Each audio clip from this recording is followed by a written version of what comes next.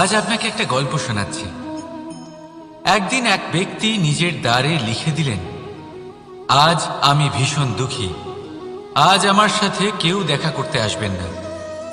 কিছুক্ষণ পরে তার এক বন্ধু এলো, সে সেই লেখা পড়ল, তাও গিয়ে তার সাথে দেখা করল। সে বলল, আমি লেখাপড়া জানি না, কিন্তু আমার বন্ধুর মনের এই বেদনা, এটা আমাকে সবসময় ডাক দেয়। এরাই হলো আসল বন্ধু। কোনো কারণে আপনি যদি দুঃখ পান, কোনো সমস্যার সমাধান না বের করতে পারেন, এই সংসার থেকে আলাদা হয়ে যেতে চান, তাও এই বন্ধু আপনার সাথেই থাকবে। সমস্যার সমাধান না দিতে পারলেও